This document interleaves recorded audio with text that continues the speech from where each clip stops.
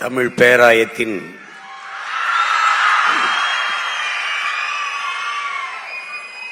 தலைவர்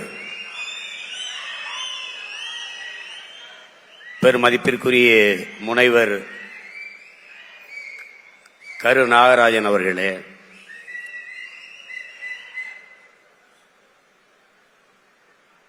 என்னுடைய அன்பிற்கும் பாசத்திற்கும் உரிய தம்பி வளாக நிர்வாகி இரா அருணாச்சலம் அவர்களே, இந்த நிகழ்வை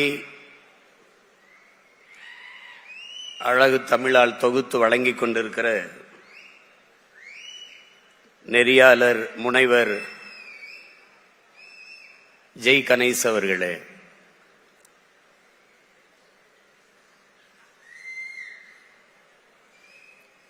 நம்முடைய பேரன்பிற்கும் பெருமதிப்பிற்கும் உரிய பெருந்தகை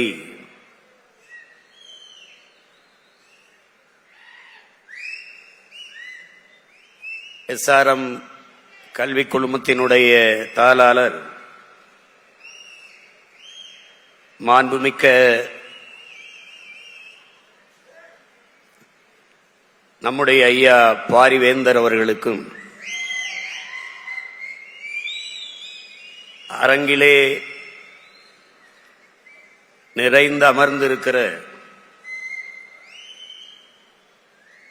நாளைய என் தமிழ் சமூகத்தை ஒரு வலிமைமிக்க வளமைமிக்க தமிழ் சமூகமாக மாற்றி படைக்க காத்திருக்கிற இளைய தலைமுறை புரட்சியாளர்களே, என்னுயிர் தம்பி தங்கைகளே, போற்றுதற்கும் வணக்கத்திற்கும் உரிய பேராசிரியர் பெருமக்களே, உங்கள் அனைவருக்கும் என்னுடைய அன்பும் வணக்கமும்.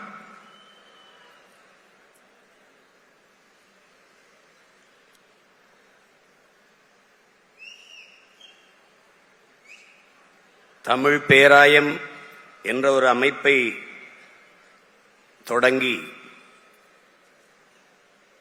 அதன் மூலமாக நம்முடைய அன்பு பிள்ளைகளுக்கு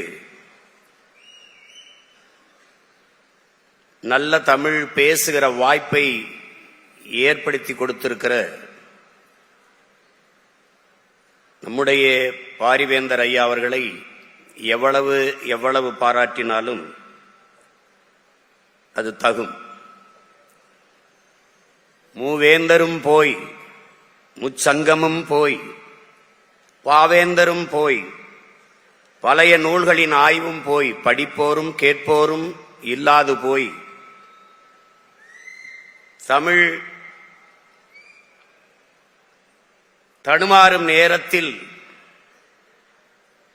நம்முடைய பாட்டன் வள்ளல் பாண்டித்துரை தேவர் அவர்கள் 4ஆம் தமிழ்ச்சங்கம் தொடங்கி அன்னை தமிழுக்கு அரும்பணியாற்றினார். அதற்கு பிறகு இன்று நம்முடைய வள்ளல் பாரிவேந்தர் அவர்கள் தமிழ் பேராயம் என்ற ஒரு அமைப்பை தொடங்கி தமிழ் வளர்த்துக் கொண்டிருக்கிறார்கள். என் அன்பு பிள்ளைகளே, நாட்டை ஆண்ட மன்னர்களே வள்ளல்களாக இருந்த பரம்பரையில் வந்தவர்கள் நாம்.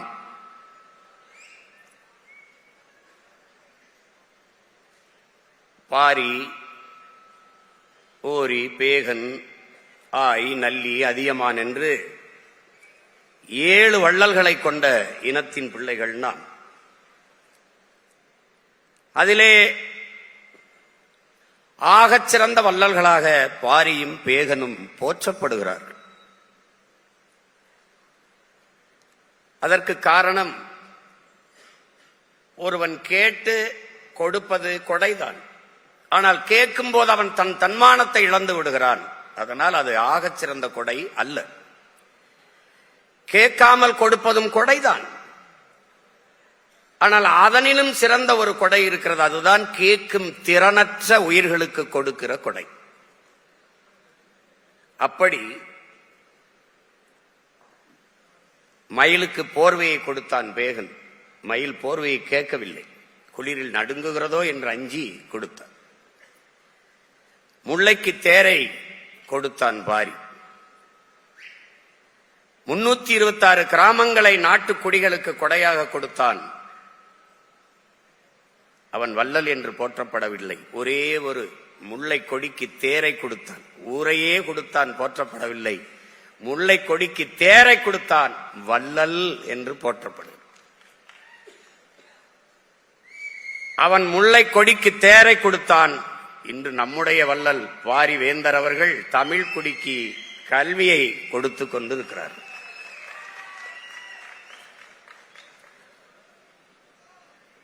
தமிழுக்கு அமுதன்று பேர் அந்த தமிழ் இன்பத்தமிழ் எங்கள் உயிருக்கு நேர் என்றான் நம்முடைய தாத்தன் புரட்சி பாவலன் பாவேந்தன். அதே கருத்தை பாவேந்தன் சொன்ன கருத்தை இன்று முன்மொழிந்து அதையே வளர்த்து கொண்டிருக்கிறார்கள் நம்முடைய பாரிவேந்தர் அவர்கள். என் அன்பு பிள்ளைகளே,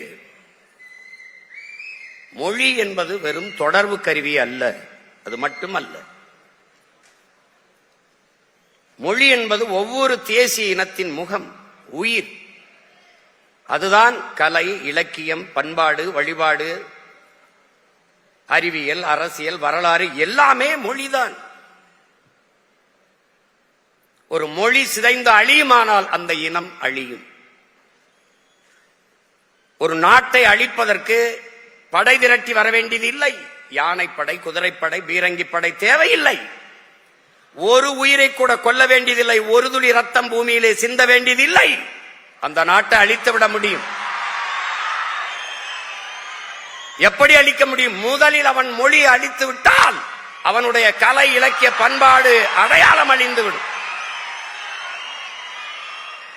பிறகு அந்த நாடு அழிந்துவிடும். இப்படி ஏறக்குறைய 90 விழுக்காட்டுக்கு மேலே தமிழ் மொழி சிதைந்து அழிந்து தமிழ்நாடு அழிந்து போகும். நாட்டிற்கு பெயர் தமிழ்நாடு என்று இருக்கிறது. ஆனால் தமிழுக்கும் தமிழர்களுக்கும் இது சுடுகாடாக மாறி இருக்கிறது. ஒரு அறிவு சமூகம் ஆழ்ந்து இதை அறிந்து கொள்ள வேண்டும். இங்கே பேசிய நம்முடைய பிள்ளைகள் எல்லாம் மிகுந்த ஆற்றலை வெளிப்படுத்தினார்கள். சொல்லும் போதே பேச்சு ஆற்றல் என்று சொல்லுகிறது. காரணம், பேச்சும் ஒரு ஆற்றல், ஒரு திறன். சாக்ரட்டிஸ் சொல்கிறான், ஒரு மனிதனின் அறிவை எதை வைத்து கணக்கிடுவாய்? நீ எழுப்புகிற கேள்விக்கு அவன் சொல்லுகிற பதிலை வைத்து கணக்கிடக்கூடாது. பிறகு எதை வைத்து? நீ எழுப்புகிற கேள்விக்கு இன்னொரு கேள்வியவே பதிலாக தருவானையானால் அதை வைத்துத்தான் அவனுடைய அறிவை மதிப்பிட வேண்டும் என்கிறார். நம்முடைய பிள்ளைகள் பேச்சு திறனில் மட்டுமல்ல, தர்க்க அறிவிலும் வாத திறமையிலும் ஆற்றல் பெற்றவர்களாக இருப்பதை நாம் அறிந்தோம். நிகழ்ச்சியிலே பங்கு பெற்ற அத்தனை பிள்ளைகளுக்கும் என்னுடைய நிறைந்த அன்பும் வாழ்த்துக்களும்.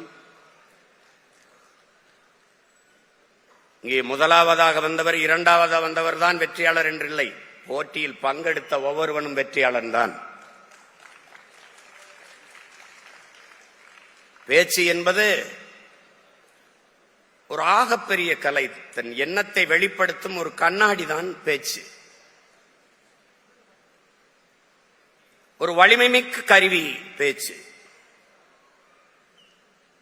ஒரு எளிய மகன் உங்கள் முன்னாடி நிற்கிற உங்கள் உடன் பிறந்தவன் ஒரு எளிய மகன். ஒரு பின்புலமும் இல்லை, பொருளாதாரம் இல்லை, ஒரு ஊடக ஆதரவும் இல்லை. ஒற்றை மகனாக தமிழகத்தின் வீதிகளில் கத்தி கத்தி கத்தி பேசி பேசி 36 லட்சம் வாக்குகளை பெற்று 3வது பெரிய அரசியல் கட்சியாக வளர முடியும் என்றால் காரணம் பேச்சு.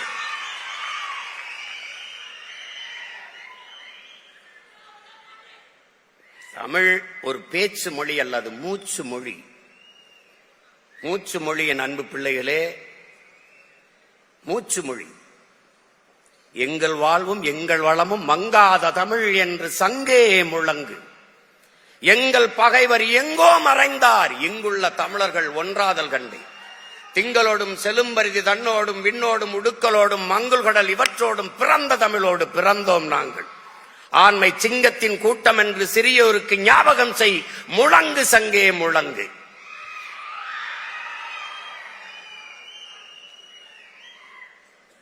வெங்கொடுமை சாக்காட்டில் விளையாடும் தோளங்கள் வெற்றி தோள்கள், கங்கையை போல் காவிரி போல் கருத்துக்கள் ஊறும் உள்ளம் எங்கள் உள்ளம், வெங்குருதி தனில் கமர்ந்து வீரம் செய்கின்ற தமிழ் எங்கள் மூச்சாம் என்று மூச்சுங்கிற தமிழ். அதாவது ஒரு பேச்சு மொழி அல்ல, அது மூச்சு மொழி. சொல்லுங்கள் என் அன்பு பிள்ளைகளே, சொல் தமிழா சொல். அதில் சொல்லுங்கள், நீங்கள் உலகத்தின் தலை சிறந்த இனத்தின் பிள்ளைகள் என்ற பெருமிதத்தும் திமிரோடும் சொல்லுங்கள். நாங்கள் தமிழர்கள், உலகிலே ஆகச் சிறந்தவர்கள். சூலியசீதர் சொல்றான், அடுத்தவன் எழுந்து உன் தகுதியை அறிவிக்கிற வரை காத்திருக்காதே, நீயே எழுந்து சொல் நான் ஆகச் சிறந்தவன் என்று. தமிழன் பெருமைக்குரியவன், காரணம் தமிழ் பெருங்குடியில் பிறந்ததனாலேயே தமிழன் பெருமைக்குரியவன் என்கிறார் புரட்சி பாவலர். ஏன் எல்லோரும் மானுட நேயம் பேசிக் கொண்டிருந்த காலத்தில் தமிழன் உயிர்மை நேயம் பேசினான். பிறப்பு ஒக்கும் எல்லா மனிதருக்கும் என்று பிறப்பு ஒக்கும் எல்லா உயிருக்கும் என்றான். பகுத்துண்டு பல் உறவுகள் ஓம்புக என்று சொல்லாது, பகுத்துண்டு பல் உயிர்கள் ஓம்புக என்றான். உலகு உலகு உலகு என்று உலகம் தழுவி நேசித்து நின்ற மாண்பு கண்ட மக்கள் தமிழர்கள் என்பதை சொல் தமிழா சொல், நிமிர்ந்து சொல். வாடிய பயிரை கண்ட போதெல்லாம் வாடினேன் என்கிறான் வள்ளலார் பெருந்தகை. பயிருக்கும் உயிர் இருக்கிறது என்று வாடி நின்றவன் நம் முன்னவன். காக்கை குருவி எங்கள் சாதி, நீல் கடலும் மலையும் எங்கள் கூட்டம், நோக்க நோக்க களியாட்டம் நோக்கும் திசையெல்லாம் யாமின்றி வேறில்லை என்கிறான் பெரும்பாவளன் பாட்டன் பாரதி. எல்லா உயிர்களையும் நேசித்து நின்ற உயிர்மை நேயர்கள் தமிழர்கள். அவன்தான் யாதும் ஊரே யாவரும் கேளிர் என்று இரு கரமும் விரித்து உலக மக்களை ஆழத்தழுவி நேசித்து நின்றவன் தமிழன்.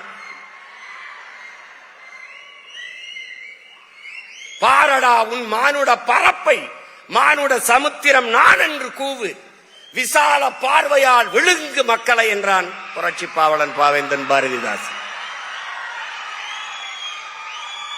நீ ஒரு பேரன்புக்காரன், பெருமைமிக்க இனத்தின் மகன். உலகத்தின் முதல் மொழி உன் மொழி தமிழ் என்ற சொல்லை உறக்க சொல், சொல் தமிழா சொல். அவரவர் தாய்மொழியிலே பேசிக் கொண்டிருக்கிறார்கள், நாங்கள் அந்த மொழிகளின் தாய்மொழியில் பேசிக் கொண்டிருக்கிறோம். ஆங்கிலத்திலே 20 விழுக்காட்டு சொற்களை நம் தமிழ் கடன் கொடுத்திருக்கிறது. உலகில் எந்த மொழியும் துணையும் இன்றி தனித்து இயங்கக்கூடிய உயர் தனிச்ச மொழி ஒரே மொழி உலகிலே உன்மொழி என் மொழி தமிழ். எல்லா மொழிகளிலும் இது மைக்குதான், நம்முடைய மொழியிலே இது ஒளி வாங்கி. எல்லா மொழியிலும் இது ஸ்பீக்கர், நம்முடைய மொழியிலே ஒளி பெருக்கி. எல்லா மொழியிலும் இது லைட், நம்முடைய மொழியிலே இது விளக்கு. எல்லா மொழியிலும் அது சேர், நமக்கு நாற்காலி. எல்லா மொழியிலும் அது லேப்டாப், நமக்கு மடிக்கணினி. எந்த மொழியின் துணையின்றி தனித்து இயங்கக்கூடிய உலகில் ஒரு மொழி உண்டென்றால் அது நம்முயிர் தமிழ் என்பதை என்னிலும் இளைய என் தம்பி தங்கைகள் அறிந்து கொள்ள வேண்டும். உன்னுடைய கொல் அவனுடைய கில், உன்னுடைய உடன் அவனுடைய எஸ்போர்ட் சடன், உன்னுடைய பேச்சு ஒரு எக்ஸ்போர்ட் ஸ்பீச், உன்னுடைய பஞ்சு ஒரு எக்ஸ்போர்ட் ஸ்பாஞ்சு, உன்னுடைய நாவாய் அவனுடைய நேவி, உன்னுடைய கட்டுமரம் அவனுடைய கட்டுமரான்,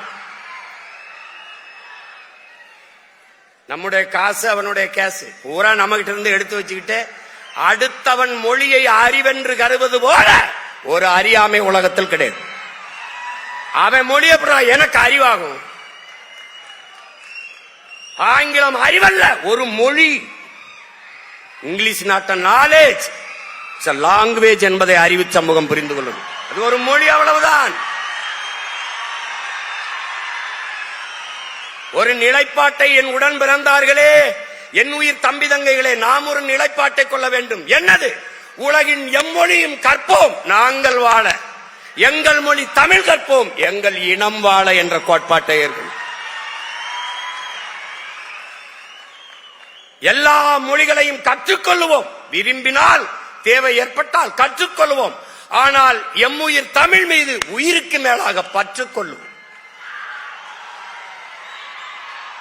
இந்த அரங்கிலே எத்தனை சாளரங்கள், எத்தனை ஜன்னல்கள், அத்தனை ஜன்னல்களாக உலக மொழிகளை வைத்துக் கொள்வோம். ஆனால் நுழைவாசலாக இருக்கிற தலைவாசலாக எங்கள் உயிர் மொழி தமிழை வைத்துக் கொள்வோம். தாய்மொழி தெரியாது நீ என்ன கற்று கல்வியாளனா வந்தாலும் நீ அறிவற்றவன் தான். பெற்ற தாயை அடையாளம் தெரியலன்னா அவனை எப்படி மனுஷனா மதிப்பில? உலகில் தாய்மொழியில் கற்றவன் எல்லாம் படைக்கிறான் என் உடன் பிறந்தவனே, தாய்மொழியில் கல்லாதவன் பயன்படுத்துகிறான். உலகில் எல்லா நாடும் மேடினா இருக்கு. Made in Singapore, made in China, made in Japan, made in France, made in America. ஆனால் உன்னாடு மட்டும் மேக் இன் இந்தியாவா இருக்கு. மேக் இன்.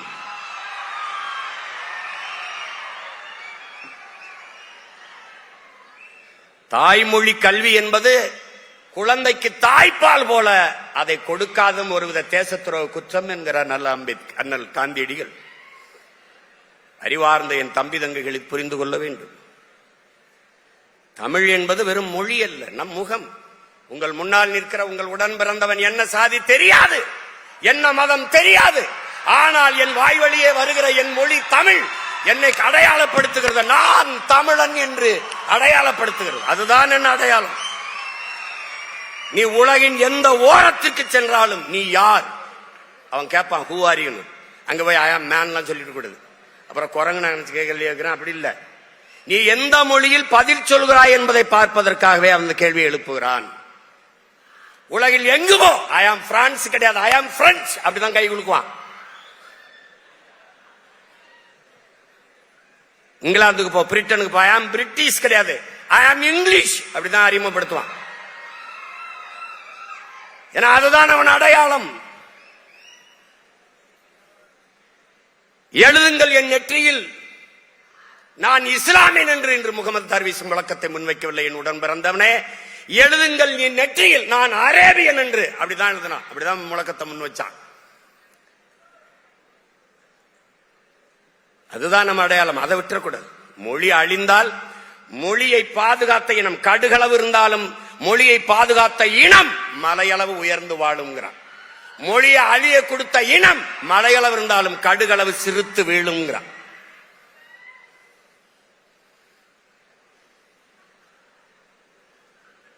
அதனால என் அன்பு பிள்ளைகள், தமிழ் படிச்சா வேலை கிடைக்குமா, தமிழ் படிச்சா சோறு கிடைக்குமா, அதெல்லாம் பேசக்கூடாது. தமிழ் வேலையும் சோறும் அல்ல, தமிழ் நமக்கு உயிர் என்பதை அறிவு வகுந்த தம்பி தங்கையில் புரிந்து கொள்ளும். என் மொழியில் இல்லாத என்ன இருக்குது? என்ன இருக்குது? கேரள கவிஞன் ஆற்றூர் ரவிவர்மா சொல்லுகிறான், ஊடகத்தில் ஆகச் சிறந்த இலக்கியங்களை தாய்மொழியிலே படிக்கிற வாய்ப்பை பெற்ற இனம் சீனர்கள் கிரேக்கர்களை தாண்டி இந்தியாவிலே தமிழர்கள் தான். எல்லா சமயங்களுக்கும் காப்பியம் தந்த மொழி உன் தாய்மொழி. உமரப்புலவர் எழுதிய சீராபுராணம் இஸ்லாமிய மக்களுக்கு, வீரமாமுனிவர் ஜோசபஸ்கி தந்த தேம்பாவணி கிறிஸ்தவர்களுக்கான காப்பியம், சிலப்பதிகாரம் பௌத்த காப்பியம், எழுதிய இளங்கோவடிகள் சமண துறவி.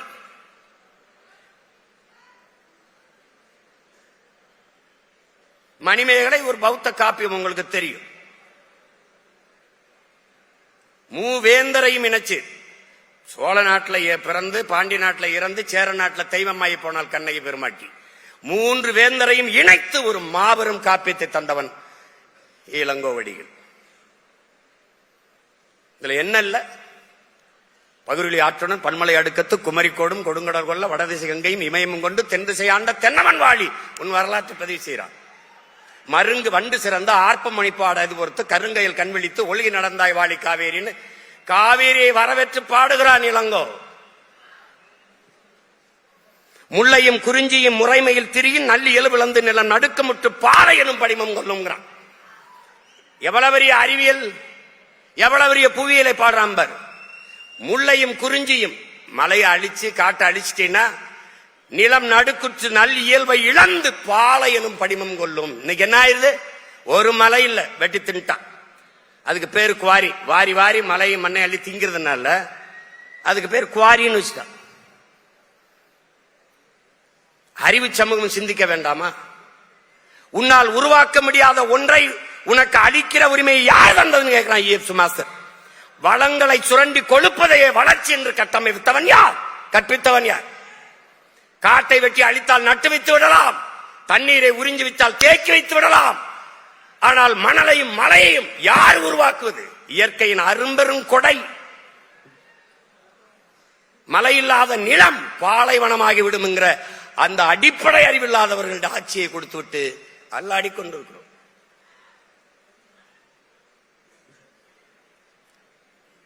ஒரு நாட்டின் எதிர்காலம் அந்த நாட்டின் வகுப்பறையில் தீர்மானிக்கப்படுகிறது. ஒரு நாட்டின் நலன் என்பது அந்த நாட்டின் ஒவ்வொரு வீட்டின் சமையலறையில் தீர்மானிக்கப்படுகிறது.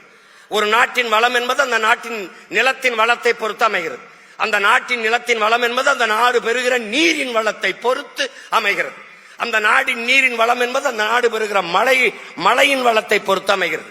அந்த நாட்டின் மழையின் வளம் என்பது அந்த நாடு பெற்றிருக்கிற மலைகளின் வளத்தை பொறுத்து அமைகிறது. நீ எங்க இருக்கு மலை? எங்க இருக்கு?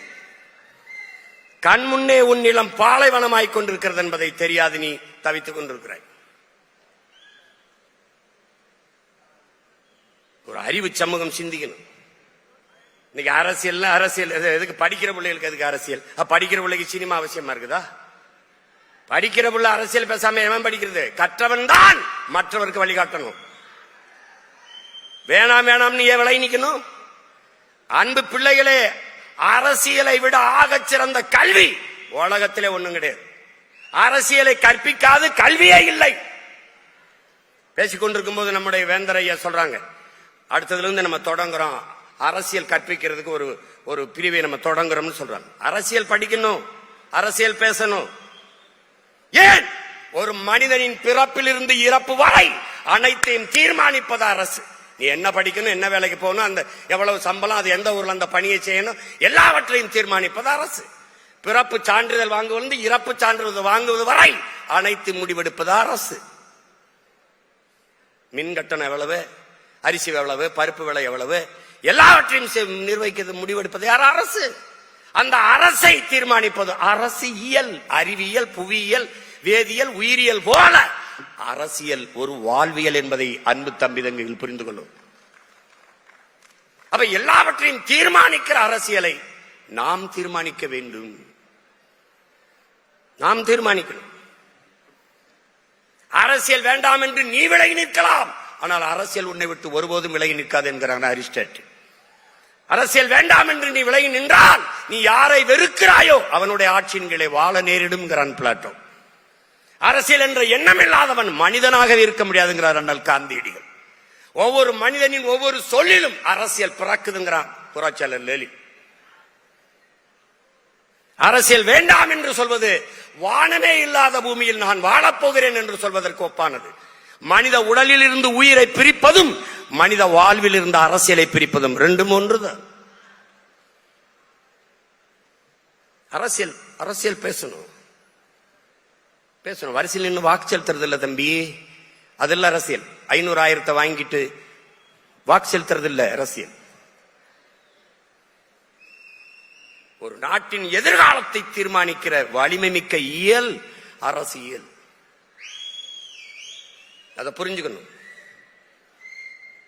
பேசு, அரசியல் பேசு. பேசுறான், கேரளால பேசுறான், தேநீர் கடையில எல்லா இடங்கள்லயும் பேசுவான். அதனாலதான் அங்க வாக்குக்கு காசு கொடுத்து வாக்கை வாங்கினார்கள் ஒரு செய்தி காட்டு பார்ப்போம். இப்படிதான் இலவசத்தை அறிவிச்சுட்டு இருக்கானா? கேடுகட்ட சமூகமடா தம்பி, இது கேடுகட்ட ஆட்சி முறை. நீங்க ஆள் மாறுது, ஆட்சி மாறுகிறது. ஆட்சி முறை மாறுகிறதா உடன் பிறந்தவனே? ஆட்சி முறை மாறுகிறதா? இந்த கட்சி வந்தாலும் சாராயம் இருக்குது, இந்த கட்சி வந்தாலும் சாராயம் இருக்குது. இவன் வந்தாலும் ஊழல் லஞ்சம், இவன் வந்தாலும் ஊழல் லஞ்சம். இவன் வந்தாலும் இருட்டு, இவன் வந்தாலும் இருட்டு, இவன் வந்தாலும் திருட்டு, இவன் வந்தாலும் திருட்டு, இவன் வந்தாலும் பாலியல் கொடுமை வன்கொடுமை, இவன் வந்தாலும் பாலியல் கொடுமை வன்கொடுமை. என்ன இருக்குது? ஆள் மாறுது, ஆட்சி முறை மாறுகிறதா? ஆட்சி முறை மாறணும். அறிவு சமூகம் சிந்திக்கணும். விழிப்புணர்வு தான் விடுதலையின் முதல் படி, முதல் அதப்படி. எங்க விழிப்புணர்வு? உனக்கு சேவை செய்ய வருகிறவன் எதற்காக வாக்குக்கு காசு தருகிறான்?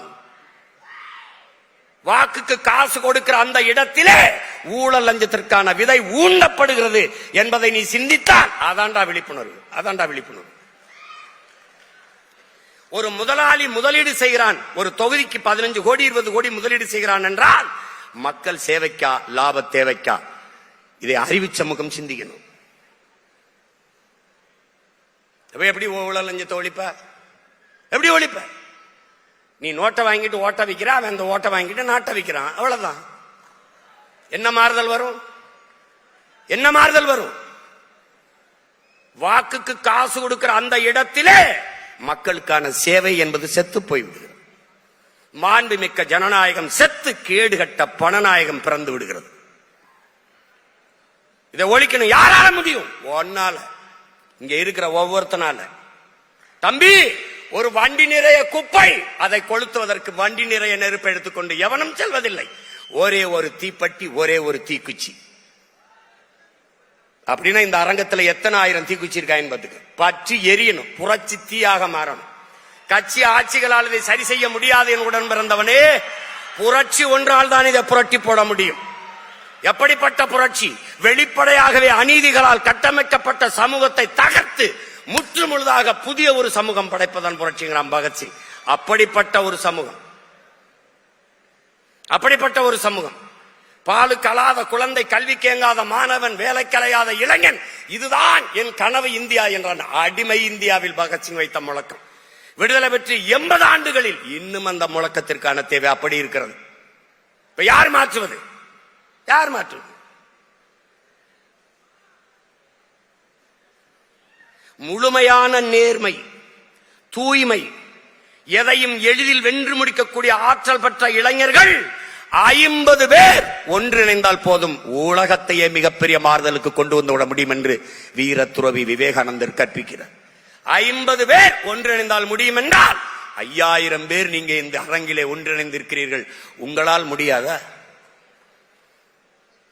முடியாதா? மாற்றம் என்பது எங்கிருந்து வரணும்? எனக்குள் இருந்து வரணும். என்னில் எந்த மாற்றத்தையும் ஏற்படுத்திக் கொள்ள முடியாத நான் சமூக மாற்றத்தை ஏற்படுத்த முடியாது. நீ இந்த உலகத்தை எப்படிப்பட்ட மாறுதலுக்கு கொண்டு வர விரும்புகிறாயோ அந்த மாற்றத்தை உன்னிலிருந்து தொடங்க என்கிறார் அண்ணல் காந்தியடிகள். நான் எண்ணிலிருந்து, நீ உன்னிலிருந்து, நாம் நம்மிலிருந்து தொடங்குவோம் மாற்றத்திற்கான தொடக்கத்தை. ஒரு அறிவு சமூகம் ஆழ்ந்து சிந்திக்கணும். இலவசம் இலவசம் எல்லாம் கொடுக்கறான். 5000 ரூபாய் கொடுக்கறான், 10,000 ரூபாய் கொடுக்கறான். எங்கிருந்து அவங்க அப்பன் சொத்தை வித்துட்டா கொடுக்கறான்? எங்கிருந்து கொடுக்கறான்? என்ன பரம்பரை சொத்தா? எங்கிருந்து கொடுக்கிற? இலவசத்தில் இழக்கிற பணத்தை எங்கிருந்து எடுக்கிறாய் என்ற கேள்வி வந்துவிட்டால் அது விழிப்புணர்வு. அந்த இடத்துல தான் மாற்றத்துக்கான சிந்தனை பிறக்குது. எங்கிருந்து கொடுக்கிற? ஆறுதலால் காயங்கள் ஆறுவதில்லை, அழுவதனால் எதையும் அடைந்து விட முடியாது, தூறல்களால் பயிர்கள் விளையாது என்கிறார் நம்முடைய தவத்திருக்குன்றக்குடியில் அடிகளார் அவர்கள். என் தேசத்தை நாசமாக்கிய ஒரே சொல் இலவசம். என்ன இலவசம் கொடுக்கிற? எதுக்கு இலவசம் கொடுக்கிற? 10 லட்சம் கோடி கடனுல நாடு, இதுல இலவசம் வேற பெருவெக்க கேடு. தம்பி, 10 லட்சம் கோடி கடனுல நாடு, இதுல இலவசம் வேற பெருவெக்க கேடு. பாக்க சகிக்கல சனம்படும் பாடு, இத வளர்ச்சின்னு வாய்கிளிய போடுறான் போடு. என்னம்மா தேவி சக்கம்மா, நாடு நாசமா போகுதே நியாயம்மா. கண்ண தோறந்த பாரம்மா, எங்க கவலைய கொஞ்சம் நீதீரம்மா. ஊழல் லஞ்சத்துல ஊறி கிடக்குறான், உண்மை நேர்மைன்னா என்னன்னு கேக்குறான். ஓட்டுக்கு காசை வாரி இறக்கிறான், உழைக்கி மக்களைத்தான் வயிற்றில் அடிக்கிறான். என்னம்மா தேவி சக்கம்மா, நாடு நாசமா போகுதே நியாயமா. பாதுகாப்புன்னு எதுவுமே இல்ல, பச்சை பிள்ளைக்கும் பாலியல் தொல்ல, நாட்டுல நடக்குது கொல கொள்ள, இந்த கொடுமைய எங்கேதான் போய் சொல்ல, என்னம்மா தேவி சக்கம்மா, நாடு நாசமா போகுது நியாயமா. நாசமா ஆக்கிட்டான். இவர் 2000னா அவர் 2000, இவர் 2500.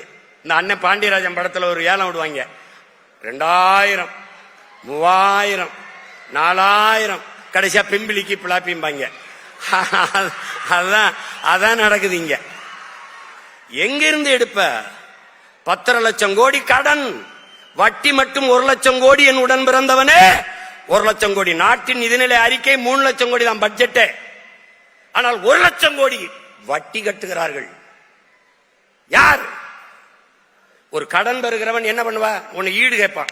ஒரு அடமானமா சொத்தை கொடு, இல்ல கட்டடத்தை, இதை வீடு எதையாவது காட்டணும். இவர்கள் எப்படி கடன் பெறுகிறார்கள்? எப்படி?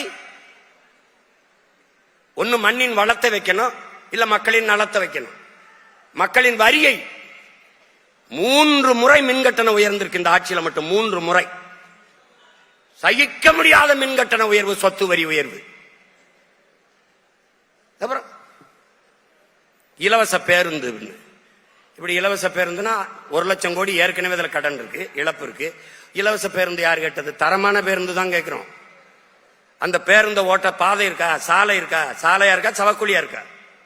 யார் இதெல்லாம் கேட்கறது? யாரு கேட்கறது சொல்லு. முன்னாடி ஒரு விளம்பரம் வரும், பைக் உந்தூர்ல இருக்குல்ல, அதுக்கான சாக்கப் சார், அதுக்கு ஒரு விளம்பரம் போட்டிருந்தான். இப்ப கூட வரும்னு நினைக்கிறேன். ஒரு பெண், ஒரு பொம்பளை பிள்ளை என்ன பண்ணு, 4 குடத்தை அப்படி வச்சுக்கிட்டு நிக்கும்.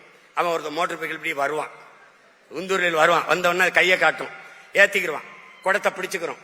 அதாவது குண்டும் குழியுமா இருக்கிற பாதையில கூட கீழே விழாம அந்த அப்படி குதிங்க குளிங்க அழகா போகுதுன்னு சாக்கப் சார் விளம்பரம். இப்ப நம்ம கிட்ட சொல்ற, பைத்தியக்கார பயல, பாதைய ரோட ஒழுங்கா போடுறா, ரோட ஒழுங்கா போடு. குண்டும் குழியுமா இருந்தா கூட பள்ளமேட்டுல கூட அப்படி விழவிடாம அந்த வண்டி போகுதுன்னு விளம்பரம். எப்படி இருக்கு? எங்கே போகுது இந்த நாடு? எங்க போகுது? 196 லட்சம் கோடி நம்ம நாடு, இந்திய நாடு பெற்றிருக்க கடன். பிறகு ஒவ்வொரு மாநிலமும் 10 லட்சம் 15 லட்சம் கோடிகளை பெற்றால் 500 கோடி கிட்ட வருது. என் அன்பு பிள்ளைகளே, ஒரு கடன் பெற்று கடன் சுமையை கட்ட முடியலன்னா வீடே விஷம் குடிச்சு செத்ததற்கு, தற்கொலை பண்ணி செத்ததற்கு வீடு. அப்ப நாடு கடன் ஆயினால் என்ன ஆகும்?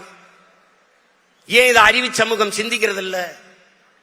இப்படி கடன் பெற்று இந்த 5 ஆண்டு கால ஆட்சியில மட்டும் 4.5 லட்சம் கோடி கடன். கேள்வி என்ன? கடனை வாங்கி மின் உற்பத்தியில் தண்ணீரை வடைஞ்சிட்டீங்களா? தடையற்ற மின்சாரம் கொடுத்துட்டீங்களா? பயணிக்க நல்ல பாதையை போட்டீங்களா? ரோடு போட்டீங்களா? அருமையான போக்குவரத்தா? இல்ல என்ன கொடுத்திருக்கு? என்ன கொடுத்திருக்கு அரசு? எதையாவது ஒன்றை நாட்டு மக்களுக்கு நிறைவேற்றிருக்கிற ஒரு நலத்திட்டத்தை சிறப்பா ஏதாவது சொல்லு. ஒரு நாடு வளர்ச்சி என்று கட்டமைப்பதே கடனின் வளர்ச்சியை தான். வேற என்ன வளர்ச்சி இருக்கு? இவர்கள் கற்பிக்கிற வளர்ச்சி என்ன? நீ பட்னி எழுந்து செத்தினா கட்டையில இருக்காம கரண்ட்ல இருக்கிறது வளர்ச்சி, டெவலப். டெல்லியில ஒரு இது வந்தது, நான் கூட போட்டு காட்டுறேன் பாரு. இந்த வாட்டி ஒரு அம்மா நிறுத்தத்துல வண்டியை நிறுத்துது. ஒரு பிச்சைக்காரர் அப்படி கையேந்தி காசு கேட்கிறாரு. அந்த அம்மா கேஷ் நகைங்குது, என்கிட்ட பணம் இல்லைங்குது, ஒன்லி கார்டு, அட்டை தாங்குது. உடனே அவர் பைக்கில இருந்து ஒரு ஸ்வீப் மிஷின் எடுத்து அப்படி நீட்டுறாப்ல. அந்த அம்மா சிரிச்சுக்கிட்டே அப்படி கிழிச்சு விடுது, அட்டையை கிழிச்சு விடுது. பிச்சைக்காரன் ஸ்வீப் மிஷின் வச்சு பிச்சை எடுக்கிறதல்லடா தம்பி வளர்ச்சி, பிச்சைக்காரனே இல்லாத நாட்டை உருவாக்குவதா வளர்ச்சி. நம்ம எதை நோக்கி நகரம்னு பாரு, எதை நோக்கி நகரம்னு பாரு. இங்கே தேர்தல் அரசியல், கட்சி அரசியல் தான் செய்வார்கள், செயல் அரசியல் கிடையாது, மக்கள் அரசியல் கிடையாது இவர்கள்ட்ட. செய்தி அரசியல், விளம்பர அரசியல் தான் இவர்கள் செய்வார்கள், சேவை அரசியல், செயல் அரசியல் கிடையாது. ஏன் இந்த மாசம் மட்டும்தான், இந்த ஆண்டு மட்டும்தான் கோடை விடுமுறை வருதா? ஏப்ரல் மே இந்த வருஷம் தான் வருதா? அந்த கோடை விடுமுறை செலவுக்கு 2000. ஏன் போன தடவை மே மாசம் வரலையா? கோடை வரல. தேர்தல் வரும்போது நம்ம மேல ஒரு பாசம் வரும்பாரு, அரிய பாசம். வருஷம் பூரா தண்ணிய போடுறது, சலம்புறது, எல்லா வேலையும் பண்றது. கோயில்ல திருவிழா வந்தவொடனே அப்படியே மாலையை போட்டு அப்படியே விரதம் இருந்து அப்படி தீ மிதிக்கிறது, பக்தியை காட்டுறது. அது கோயில் திருவிழா. இது தேர்தல் திருவிழா, மக்கள்கிட்ட பக்தியை காட்டுறது. நான் வந்தா 2000 தரேன், நான் வந்தா 3000 தரேன். இங்க தங்கச்சி எல்லாம் பேசுறாங்க, கூட்டணி ஆட்சி தனி, எந்த ஆட்சியா இருந்தாலும் நல்ல ஆட்சியா இருக்கணும், அதுதாங்க முக்கியம். இத்தனை கட்சியை கூட்டி சேர்ந்துக்கிட்டு வர மகாராசா, நீ எதுக்கு ஓட்டு காசு கொடுக்குற? நீ தான் நல்ல ஆட்சி கொடுத்துட்டிய, நல்ல ஆட்சி கொடுத்தா நான் என் ஆட்சியின் சிறப்பை பார்த்து எனக்கு வாக்கு செலுத்துங்கன்னு கேட்க வேண்டியது என்ன? கேட்க மாட்டார்கள். அறிவு சமூகம் புரிஞ்சுக்கணும். என் அன்பு பிள்ளைகள், மார்க்சிங்கார்கி சொல்றான்ல, போர்க்குணமற்ற உயிரினங்கள் உலகில் பரிதாபகரமானவை, போராட்டமே வாழ்வின் இருத்தலை உறுதி செய்கிறதுங்கிறான். போராடும் போதுதான் மனிதனை பிறக்கிறாங்கிறான். மற்ற இனங்களுக்கெல்லாம் வாழ்க்கையில் எப்போதாவது போராட்டம், நம்ம இனத்திற்கு வாழ்க்கையே போராட்டமாக மாறி நிற்குது. போராட்டமே வாழ்க்கையா மாறி நிற்குது. ஆசிரியர் வீதிக்கு வந்துட்டான், சம்பளம் கொடுக்க முடியல. பகுதி நேர ஆசிரியர் பணி நியமனம் கேட்கிறான். உயிரை காக்கிற மருத்துவர்கள் வீதியில் நிற்கிறாங்க. உயிரை காக்கிற சேவை பெண்கள் செவிலியர்கள் வீதியில் நிற்கிறாங்க. உலகத்திற்கு உணவு கொடுக்கிற வேர்வை சிந்தி விளைய வச்ச நெல்லை கொள்முதல் செய்து சேமிப்பு கிடங்களே சேமிக்காது சாலையில் போட்டு முளைக்க விட்டுட்டீர்களே என்று வேர்வை சிந்தி உழைச்சவன் கண்ணீர் சிந்திக்கு நிற்கிறான் வீதியில. வேளாண்குடி மகன் மீனவன் கடலுக்குள்ளே மீன் பிடிக்கிற உரிமை இழந்து நிற்கிறான். எல்லாரும் வீதியில் வந்து போராடுகிற போது இவர்கள் சொல்கிறார்கள், நாங்கள் நல்லாட்சி கொடுத்துக் கொண்டிருக்கிறோம் என்று. ஆசிரியர்கள் கேட்கிற அந்த சம்பளர்கள் சம வேலை சம வாய்ப்பு சம்பளம் கொடுன்னு, அதுக்கு வெறும் 58 கோடி தான் தேவைப்படுது. ஆனா 6800 கோடியை இவர்கள் இலவசமாக கொடுக்கிறார்கள். ஒரே நாள்ல 1 கோடியே 31 லட்சம் வங்கி கணக்கில் 5000 போகுது. யாரு காசு? யாரு காசு? இந்த 6800 கோடியை இழக்கிறீர்களே, எப்படி இட்டுவீங்க? எப்படியாவது ஆட்சிக்கு வந்துடணும், எதையாவது கொடுத்து ஆட்சிக்கு வந்துடணும். அதனாலதான் அன்பு பிள்ளைகளே, இவர்களின் நோக்கம் நம்மை ஏமாற்றுவது, நம்முடைய நோக்கம் இந்த நிலையில் இருந்து மாற்றுவது. இதுதான் புரிஞ்சுக்கணும். இங்க பேசிய பிள்ளைகள்லாம் வரலாறு எவ்வளவு முக்கியம் என்று பேசினார்கள். வரலாற்றில் தெளிவு பெறாத எந்த இனமும் எழுச்சி வர முடியாதுங்கிறான் புரட்சியாளர் லெனின். வரலாற்றை மறந்துவிட்ட இனம் சுடுகாட்டில் இறந்து கிடக்கிற பிணம்ங்கிறான் ஓசிமின். வரலாற்றை படிக்காதவன் வரலாற்றை படைக்க முடியாது என்கிறார் புரட்சியாளர் அண்ணல் அம்பேத்கர் அவர்கள். வரலாறு தான் ஒவ்வொரு இனத்திற்கும் வழிகாட்டும். அதனால்தான் எங்க தலைவர், சத்தியம் நமக்கு சான்றாக இருக்கிறது, வரலாறு நமக்கு வழிகாட்டுகிறது என்கிறார். வரலாறு என் வழிகாட்டி என்கிறார். அதைத்தான் உங்கள் உடன் பிறந்தவன் சொல்கிறேன். வேற இழந்த மரமும் வரலாற்றை இறந்த இனமும் வாழாது, வரலாற்றை மறந்த இனமும் வாழாது. வரலாறு தான் ஒவ்வொரு தேசிய இனத்திற்கும் வழிகாட்டும் என்பதை என் அன்பு பிள்ளைகள் புரிந்து கொள்ளணும். வரலாறு என்பது தலையில் கிரீடம் சுமப்பதும் பளபளக்கும் பட்டாடைகளை அணிவதும் அல்ல, தழும்புகளை தடவி பார்த்து தவறுகளை திருத்திக் கொள்வதுதான் வரலாறு. அதுக்குத்தான் வரலாறு. நாம் எங்கே வாழ்ந்தோம் எங்கே வீழ்ந்தோம் என்பதை, ஏன்னா படிப்பறிவை விட பட்டறிவு மேலானது. என் உடன் பிறந்தவனே, பட்டறிவு மேலானது. அதான் சொல்றேன், மாணவர்களுக்கு சொல்றான் மார்க்ஸ், நீங்க படித்த ஆசிரியர்கிட்ட படிக்காதேன்றான். அப்ப என்ன செய்யலாம்? படித்துக் கொண்டிருக்கிற ஆசிரியரிடம் கற்றுக்கொள்ளுங்கிறான். நாங்க தான் படிச்சுட்டோமே, எம்எஸ்சி எம்ஃபில் எம்எட். இப்ப என்ன படிக்கிற? வாசிப்பது என்பது சுவாசிப்பது போல இருக்கணும், தினம் படிக்கணும். அண்ணல் அம்பேத்கர் சொல்றாரு, அன்பு பிள்ளைகளே, அறிவை தேடி ஓடுங்கள், நாளைய வரலாறு உங்கள் நிழலை தேடி ஓடி வரும். ஒரு மனிதன் வாழ்நாளில் 10,000 புத்தகங்கள் படித்திருக்க வேண்டும், 10,000 மைல்கள் பயணம் செய்திருக்க வேண்டும் என்று சீன பொன்மொழி சொல்லுதுன்னு பயணம்ங்கிற நூல் ஐயா இறையன் எழுதியிருக்கார். நீ படிக்கணும். 10,000 புத்தகங்கள் வாழ்நாள் முழுக்க படித்திருக்க வேண்டும் என்கிறார். ஆனால் உலகிலே 64,000 புத்தகங்களை படித்த ஒருவன் நம்முடைய அண்ணல் அம்பேத்கர் அவர்கள் என்பதை அறிவு சமூகம் புரிந்து கொள்ளும். படுக்கிற இடம் கூட படிக்கிற இடத்திற்கு அருகில் இருக்க வேண்டும். நூலகம் எங்க இருக்குதோ அதற்கு அருகிலே அறை எடுத்து தங்கிய மகான் நம்முடைய அண்ணல் அம்பேத்கர் அவர்கள். ஆஸ்திரேலிய நாட்டிலே அந்த நாட்டின் பிரதமர் உலகின் தலை சிறந்த கல்வியாளன் சிலையை திறக்கப் போகிறோம் என்றார்கள். எல்லோருமே எதிர்பார்த்து காத்திருந்தார்கள். அன்பு தங்கைகளே, தம்பிகளே, அவன் வாகனம் ஓடிக்கொண்டே இருந்தது. போய் அந்த அரங்கிலே ஆகச் சிறந்த உலகின் தலை சிறந்த கல்வியாளன் சிலையை திறந்தார். ஒரு சிவப்பு துணியிலே, பட்டு துணியிலே போர்த்தி வைத்திருந்தார்கள். அந்த சிலையை திறந்தால் அது புரட்சியாளர் அண்ணல் அம்பேத்கர் சிலை என்பதை அறிவு சமூகம் புரிந்து கொள்ளும். அவர்தான் சொல்றார், அதிகாரம் மிக வலிமையானது என்கிறார். அதை படித்த உங்கள் உடன் பிறந்தவர்கள் அதிகாரம் மிக வலிமையானது, அதை அடைந்து விட்டால் அனைத்தும் எளிமையானது என்ற முழக்கத்தை பின்னாடி சேர்த்தோம். இழந்துவிட்ட உரிமைகளை பிச்சை கேட்டு பெற முடியாது, போராடித்தான் பெற்றாக வேண்டும் என்கிற முழக்கத்தை முன்வைத்தவரும் அவர்தான். இருக்கிற உரிமைகளை காக்க, இழந்த உரிமைகளை மீட்க நமக்கு இருக்கிற ஒரே வழி அரசியல் விடுதலை. இங்கே வந்த கட்சிகள் எல்லாம் அரசியல் விடுதலை என்று பேசி வந்தார்கள். பிறகு அரசியல் வியாபாரமாக மாற்றி நீத்திருக்கிறார்கள். எங்க சீட்டு நோட்டம் அதிகம் வருதோ அங்க போய் கூட்டணி வைக்கிறது. அப்ப கூடி கொள்ளையடிச்சா சரியாயிருதா? கூடி எல்லாரும் சேர்ந்து கொலை பண்ணா கொலை சரியாயிருமா? நாங்க தனித்து நிற்கிறோம் என்றால் தனித்து நிற்கிறோம், தனித்துவத்தோடு நிற்கிறோம், உயர்ந்த தத்துவத்தோடு நிற்கிறோம். கொள்கையில் தெளிவு, குழப்பமில்லா முடிவு. எங்கள் ஒரே நோக்கம், எங்கள் திருநாட்டில் எங்கள் நல்லாட்சி, உலகத்தின் தலை சிறந்த நாடாக என் தாய் நாட்டை மாற்றி படைப்பது. பசி, பஞ்சம், ஊழல், லஞ்சம், கொலை, கொள்ளை, சாதிய இழிவு, தீண்டாமை, அடக்குமுறை, ஒடுக்குமுறை, பெண்ணி அடிமைத்தனம், வளக்கொள்ளை, மதுமத போதை ஏதுமற்ற ஒரு தூய தேசம், புதிய ஒரு தேசம் செய்வோம், மக்கள் புரட்சியால் அதை உறுதி செய்வோம் என்ற முழக்கத்தை முன்வைத்து உங்கள் பிள்ளைகள் இந்த களத்திலே உங்கள் உடன் பிறந்தவர்கள் நிற்கிறோம்.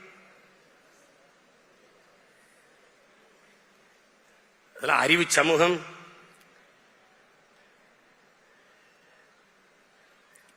இப்படியெல்லாம் ஒரு அரிய வாய்ப்பை தமிழ் இனத்தில் முன்னவர்கள் செய்யறதுக்கு யாரும் இல்லை. பணம் இருக்கிறவன்ட்ட இன உணர்வு மான உணர்வு இருக்காது, மான உணர்வு இன உணர்வு கொண்ட பணம் இருக்காது. இரண்டும் இருக்கிற ஒரே ஒரு மனிதன் நம்ம இடத்தில் வாழ்கிறார் என்றால் நம்முடைய பாரிவேந்தர் ஐயா அவர்கள் தான். அந்த பாட்டுல தாயே, தமிழ் தாயே எங்களை மன்னிச்சுக்க, தமிழ்நாட்டை ஆள்றதுக்கு ஒரு தமிழ் இல்லையானு எங்க ஐயாவுடைய குறைய போக்கத்தான் அவர் பிள்ளை தொடர்ந்து போராடிட்டு இருக்க, தொடர்ந்து போராடிட்டு இருக்க. பல பேர் என்னையும் காலி பண்றதுக்கு எப்படியாவது அந்த கூட்டணிக்குள்ள போயிரு, எப்படியாவது போயிரு. அவங்க பேசுறதெல்லாம் பாருங்க, இவ்வளவு கோடி கொடுக்குறோம், இவ்வளவு 1000 கொடுக்குறோம், இத்தனை 1000 கோடி கொடுக்குறோம், இவ்வளவு பதவி கொடுக்குறோம், நீங்க நல்லா இருப்பீங்க, நான் நல்லா இருப்பேன், நாடு மக்களுக்கு நாசமாயிருவாங்க, பரவாயில்லையா? எப்படி இருக்கு பாருங்க. பதவி என்பது மக்களுக்கான உதவியா இருக்கணும். மக்களை வைத்து பிழைப்பதல்ல அரசியல், மக்களுக்காக உழைப்பதுதான் அரசியல். இந்த கோட்பாட்டை பிரிந்து கொண்டு ஒரு தலைமுறை வரணும். மாசத்தும் சொல்றான், இந்த உங்களை மாதிரி இருக்கிற பலாயிரக்கணக்கான இளைஞர்களை கூட்டி வச்சு சொல்றான். என்ன சொல்றான்? எல்லாரும் எழுதி எழுதி வச்ச எழுதாத வெள்ளைத்தாள்களை எனக்கு தாருங்கள்ன்றான். ஏன்னு கேட்கிறான், எல்லாரும் எழுதி எழுதி வச்சதுல நான் என்ன புதுசா எழுதினாலும் அது சரியா வராது, நான் ஆகச்சிறந்த ஒன்றை எழுத போகிறேன், அதனால் எனக்கு எழுதாத வெள்ளைத்தாள்களை தாருங்கள். அப்படி எழுதாத வெள்ளைத்தாள்கள்கிட்ட பேசுறது காரணம் அதுதான். அண்ணன் பேசுனது உங்களை மகிழ்வித்தா நானும் மகிழ்வேன், ஒரு நொடியேனும் சிந்திக்க வைத்தால் நான் பிறந்த பயனை அடைவேன். உடன் பிறந்தவனே, நான் பிறந்த பயனை, என் பிறவி பயனை அடை. இதனால ஒரு அறிவு சமூகம், உங்கள் கல்வி, உங்களுடைய ஆற்றல் இந்த சமூக மாறுதலுக்கு வித்திட வேண்டும். இந்த சமூக மாறுதலுக்கு நீங்கள் பாடுபட வேண்டும். தன்னலமற்று உண்மையும் நேர்மையுமாக இந்த மண்ணுக்கு மக்களுக்கும் உழைக்க வேண்டும் என்கிற உறுதியோடு என் அன்பு பிள்ளைகள் வர வேண்டும். இன்று அறிவு கருவறையில் இருக்கிறீர்கள், நாளைக்கு இந்த கல்வியை கொண்டு இந்த தமிழ் சமூகத்தின் மாறுதலுக்கு, அதன் உயர்விற்கு நீங்கள் அரும்பாட ஆற்ற வேண்டும் என்ற அன்போடு உங்களை வேண்டுகிறேன். வாக்கு என்பது வலிமை மிக்க ஒரு ஆயுதம். மதிப்புமிக்க நம் உரிமைகளை சில ரொட்டி துண்டுகளுக்காக விற்பதென்பது அவமானகரமானது என்கிறார் அண்ணல் அம்பேத்கர். என் அன்பு பிள்ளைகளே, நீங்கள் உங்களை சார்ந்த உறவினர்கள், நண்பர்களிடத்திலே சொல்லுங்கள், வாக்கை விற்பது கூடாது. கொள்கை இல்லாத அரசியல் பாவம் என்கிறார் அண்ணல் காந்தியடிகள். கொள்கை இல்லாத அரசியல் வியாபாரம் என்கிறார் நம்முடைய தாத்தா தெய்வ திருமகன் முத்துராமலிங்க தேவர் அவர்கள். இதை இரண்டையும் நாம் செய்யக்கூடாது என்கிற எண்ணம் உங்கள் எல்லோருக்கும் இருக்க வேண்டும். நீங்கள் என் அன்பு பிள்ளைகளே, உங்களுக்கிடத்திலே உங்கள் உடன் பிறந்தவன் கேட்கிறேன், பொழுதுபோக்கு தளத்தில் இல்லாது போராட்ட களத்தில் உங்களுக்கான தலைவனை தேடுங்கள். காத்தடிக்கிற திசையெல்லாம் பறந்து போகிற பதறாக இல்லாமல் புயலே அடித்தாலும் அதே இடத்தில் கிடக்கிற வீரியமிக்க நெல்மணிகளாக இருங்கள். நீங்கள் மாசேத்துங் சொன்னது போல இந்த நாடு உங்களுடையது, எங்களுடையதும் கூட, ஆனாலும் நாடு உங்களுடையது என்று இளைஞர்கள்டே அவன் சொன்னதை என் உயிர் தம்பி தங்களிடத்திலே உங்கள் அண்ணன் சொல்லுகிறேன். இந்த நாடு உங்களுடையது. இந்த நாட்டை வளமையான ஒரு புரட்சிகரமான நாடாக மாற்றி படைக்க வேண்டிய பொறுப்பும் கடமையும் உங்கள் ஒவ்வொருவருக்கும் கையளிக்கப்பட்டிருக்கிறது என்பதை உணர்ந்து கற்றறிந்த மேன்மக்களாக வந்து இந்த நாட்டை மேம்படுத்த அரும்பாடு ஆற்றுங்கள். இந்த நிகழ்வு சொல் தமிழா சொல் என்பது மூலமாக எத்தனை வீரியமிக்க விதைகள் இந்த களத்திலே இந்த நிலத்திலே முளைத்து வருகிறார்கள் என்பதை பார்க்கிறீர்கள். அவர்கள் பேசும்போது தடையின்றி அந்த தமிழை எடுத்து பேசுகிறார்கள். பெரும்பாலும் அவர்கள் ஆங்கிலம் கலவாமல் பேசுகிறார்கள். ஒன்றுதான் உங்களிடத்திலே உங்கள் உடன்பிறந்தேன் சொல்வேன், ஆங்கிலம் பேசினால் ஆங்கிலத்திலே பேசுங்கள், குறைந்தபட்சம் அந்த மொழியை பெருமைப்படுத்துங்கள்.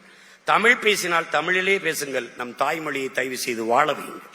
ரெண்டையும் சேர்த்து புதிதாக தங்கிலீசை உருவாக்கி விடாதீர்கள்.